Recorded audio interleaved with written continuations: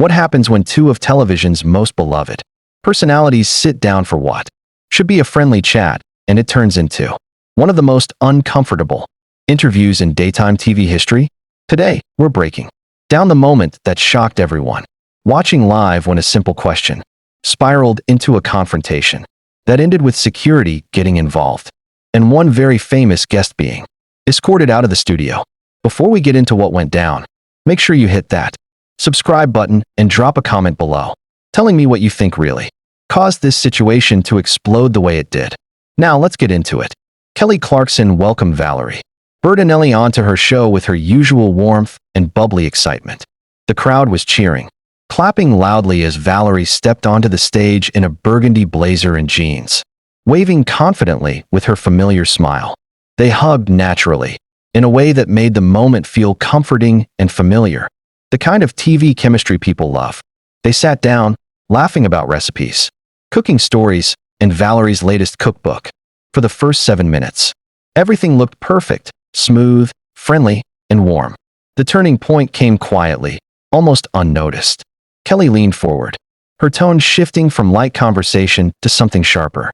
She asked Valerie about social media criticism surrounding her recent wellness statements, accusations, claiming that some of her language around body image had been problematic.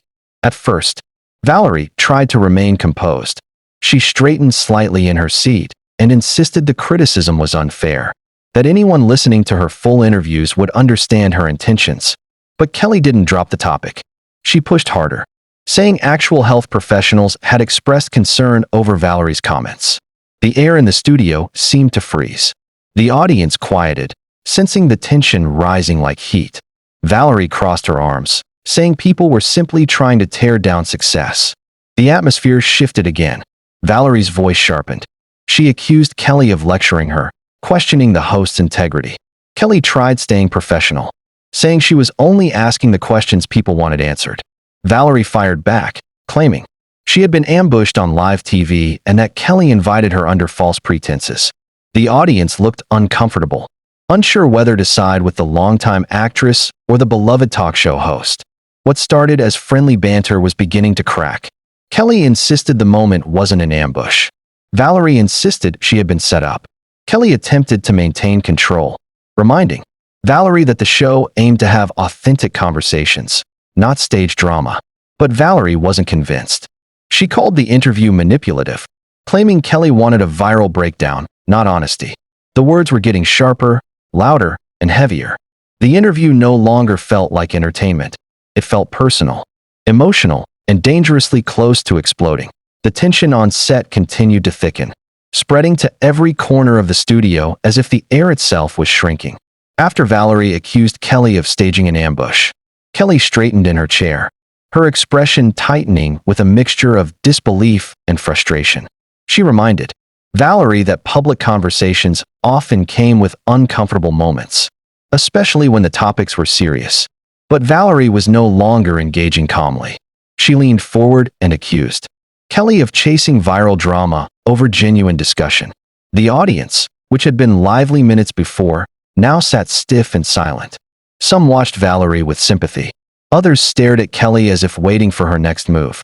Kelly tried to steady the room by speaking slowly, explaining that she was simply giving Valerie a chance to clarify her own words, not tear her down.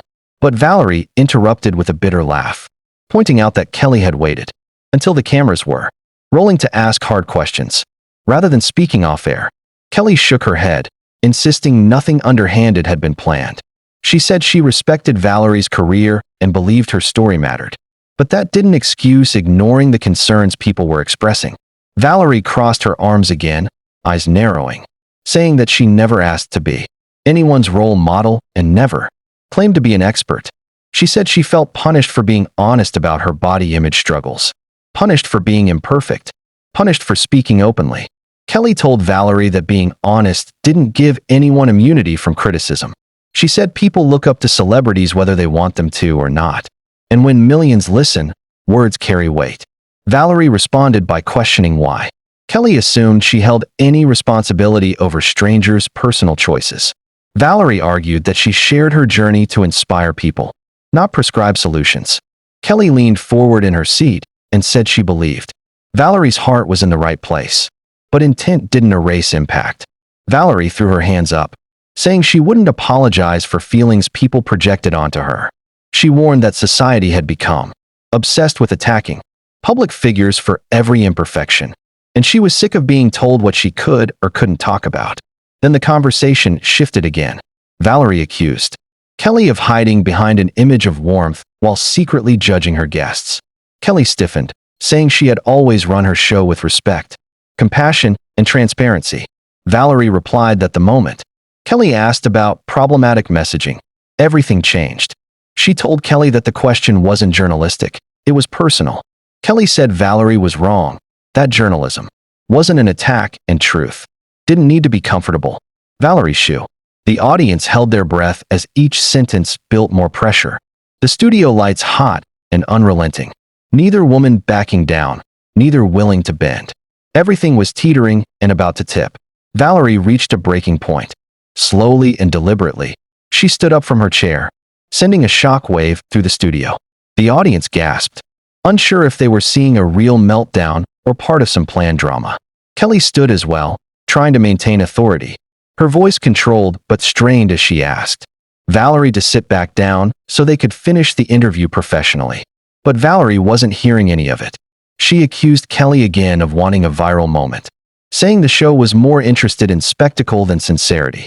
Kelly insisted the show wasn't built on cheap drama. She said she'd built her platform by treating guests with respect, and that Valerie knew this. Valerie responded with sharp sarcasm, saying Kelly's version of respect looked a lot like public interrogation. The cameras kept rolling. There was no way to hide what was happening. Valerie jabbed verbally, saying Kelly lived in a world of scripted authenticity, claiming she pretended to be relatable, while living a life most people would never understand.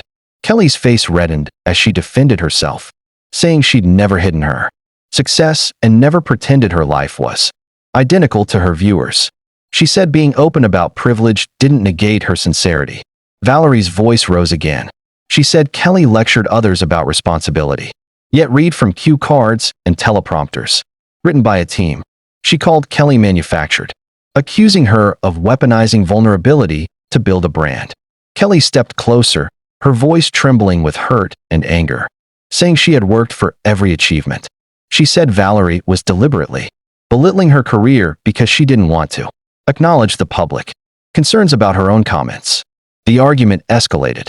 Valerie accused Kelly of treating her like a punching bag for ratings, claiming the question was designed to make her look hypocritical. She said she had been through too much in the industry to fall into a trap like that. Kelly said Valerie was acting as if she were above accountability, refusing to acknowledge the influence she held. Audience members exchanged looks, whispering anxiously. A woman in the second row actually covered her mouth with her hands, unable to believe the hostility she was watching unfold. The studio energy changed from tense to volatile. Kelly tried once more to rein it in. She said they could continue respectfully if Valerie would stop attacking her personally. Words were no longer calm or careful. They were weapons. Every sentence came wrapped in accusation. Kelly, voice shaking, said they could still fix this if Valerie sat back down. Valerie shook her head and whispered, "No." And then she started gathering her belongings. Purse, notes, microphone wire. Each motion announcing she was done. Done with the conversation, the interview, and possibly the host herself. The studio held its breath, because what happened next would cross a line daytime audiences almost never see crossed. Valerie moved toward the edge of the stage, clutching her purse with trembling hands. The room fell pin-drop silent.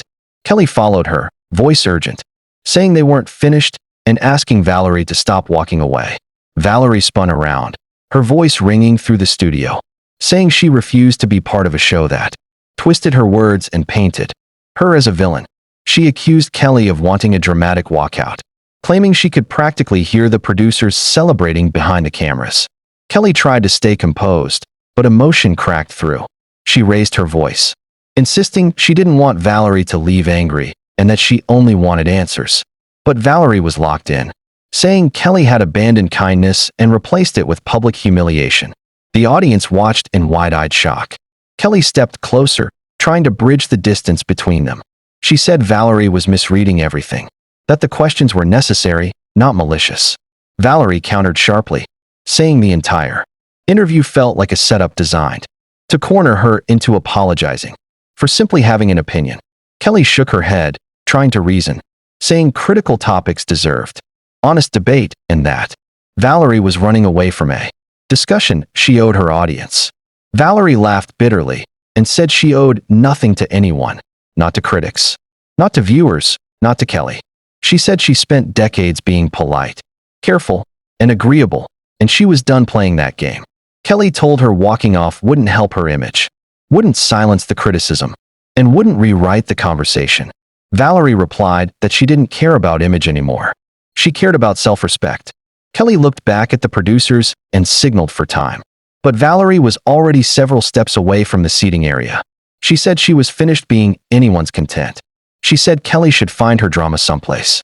Valerie shouted at them not to come near her. She said she was leaving and nobody had the right to stop her. Kelly insisted the guards were only there to maintain order and asked Valerie to sit back down for a private break. Valerie refused, yelling that she wouldn't stay another second. Kelly's voice broke. She said she didn't want the show remembered for this moment. She said she admired Valerie, that she wished things hadn't turned hostile, and that she never intended to hurt her.